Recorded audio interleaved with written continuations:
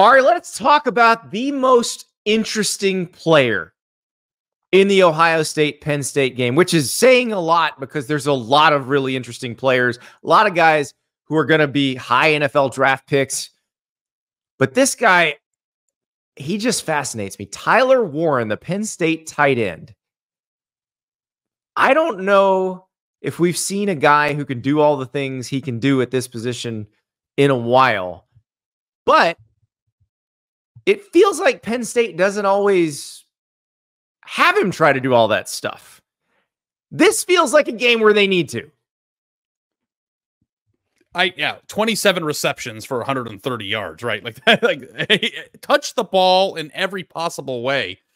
I want to hand it to him, throw it to him, whatever.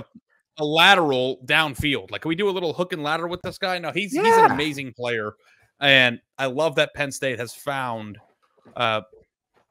ways to use him. And if I know anything about Andy Kotelnicki, the offensive line or the offensive coordinator there, I'm sure he's going to draw up something special for him a few times in this game. Well, and I think it's instructive to go back to the USC game, which was the one where Tyler Warren just went off.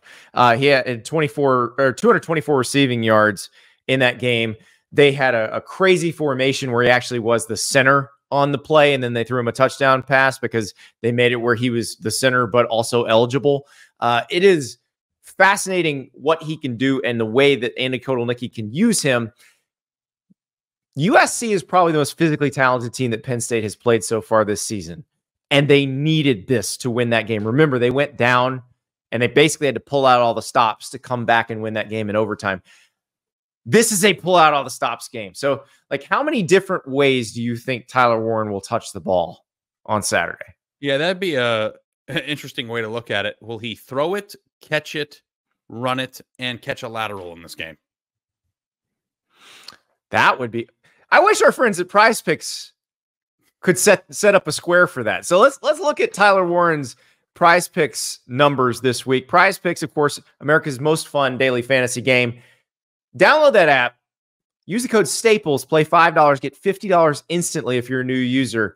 And you're picking squares. It's a player attached to a statistical category. So for Tyler Warren, for example, will he catch more than or less than 54.5 yards worth of passes? Will he have more than or less than 54.5 receiving yards? That's the question for this Ohio State game. Also, what will his longest reception be? Will it be longer than 21.5 receiving yards, or will it be less than that? So you can choose those two squares. There are obviously plenty of other ones involving players in this game. Also, the NFL, the NBA, Major League Baseball. Well, baseball season may be over by the time you watch this, but that in this case is really interesting because I think they're going to have to force feed Tyler. When we haven't even talked about the quarterback situation at Penn State yet, Ari. As of now, we do not know if Drew Aller or Bo Pribula will be the starter at quarterback. I feel like if it has to be Pribula, because Aller is a game time decision after missing the second half against Wisconsin, I feel like if it has to be Pribula, who are you going to go to? I think you go to the guy that makes you feel safe. Who makes you feel safe? Your big 6'6" tight end. Yeah. I am so amused if you go look at his game-by-game game log, how out of place the USC game looks.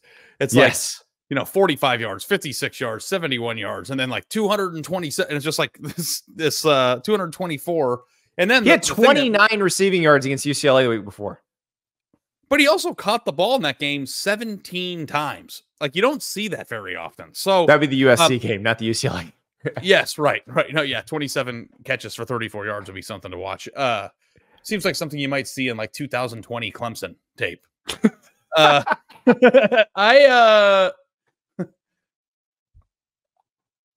have to think that they will make sure that he gets to that number, Andy. And you want to know why? Because I'm going to say the quiet part out loud. They don't have receivers, man. I don't think anybody's going to argue with you on that. I don't think you're saying anything that's people don't say it. shocking. They don't have a playmaker. There's no Jahan Dotson on this team. Yeah. There's no KJ Hamler on this team. Nope. So, and I know Julian Fleming the former 5-star prospect who played at Ohio State and transferred to Penn State, is going to want to make some plays in this game.